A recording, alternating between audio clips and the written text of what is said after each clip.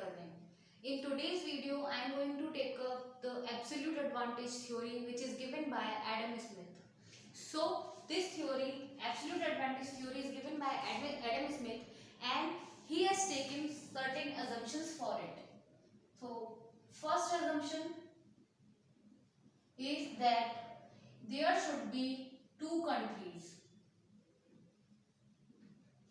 Second is that there should be two products which are produced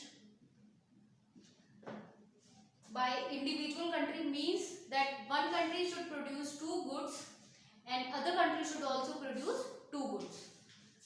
Third is there should be free trade, and next that the input or factors of production is only labor.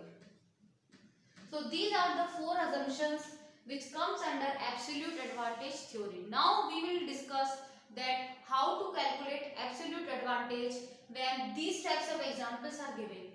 So absolute advantage means the country should have absolute advantage in that product which it can produce more with the given resources. So, like for example, I have taken one first example in which England produced two goods like cars and bikes, and so as China. China also produces same goods like cars and bikes. So England produces 10 cars and 5 bikes, and China produces 8 cars and 7 bikes. So this is example I have taken. Now we will see that which country has absolute advantage in which product. So as you can see that England is cars is produced by England is 10, but China can produce it 8. So which is better off? So here the England should specialize in cars because it is producing more as compared to that of the China. So it means that England has absolute advantage in the production of cars. Similarly, we have the production for bikes. England produces 5 bikes, but China produces 7. So that means that China should have absolute advantage in case of bikes. So this is how we calculate absolute advantage in these types of examples. So we have two types of examples like output or input. So this I have taken as output. Now let's see how to calculate absolute advantage in case of input. Means here the input is using, means if country producing two goods like clothes and wine, and here there are two countries like A and B. So they are using 70 labor hours. So to produce clothes they are using 70 hours, but to produce wine they use 50 hours, labor hours. Similarly, country B for producing clothes take 60 hours, and for wine it will also take 60 hours.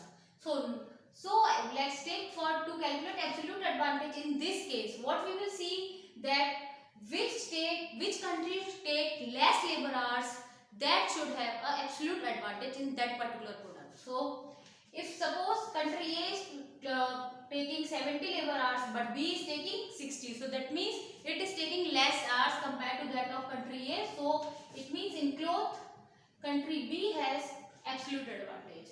Similarly, in case of wine, we see that country A take less labor hours, so that is why country A has absolute advantage in case of wine. So this is how we do these types of question.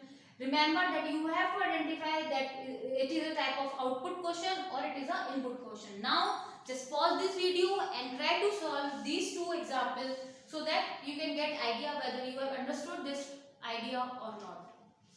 Now for third, similarly this is output question. So we will see that cloth is produced more by Brazil, so this has absolute advantage, and also Brazil has an absolute advantage in food also.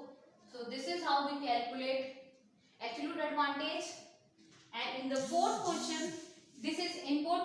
So US is taking 50 hours and Mexico is taking 9 hours, so that means it has absolute advantage in MP3. And for producing laptop, it is taking 2 hours, which is less as compared to that of US. So that is why it is has absolute advantage in this. So this is how we calculate the absolute advantage. Just you have to remember that which country is producing, or which in output question which country is producing more, so that country should have a absolute advantage. So the idea here is that the country should specialize in that product which it can produce more efficiently. So that is why the concept arises by the Adam Smith, that the country should produce one good in which they are specialized, so that they can free trade with other country and they can exchange goods with other country. So this is all about absolute advantage theory. In my next video I will take up the comparative advantage theory. So I hope that you have understood it, and if you like this video, just subscribe and share this video. Thank you and have a nice day.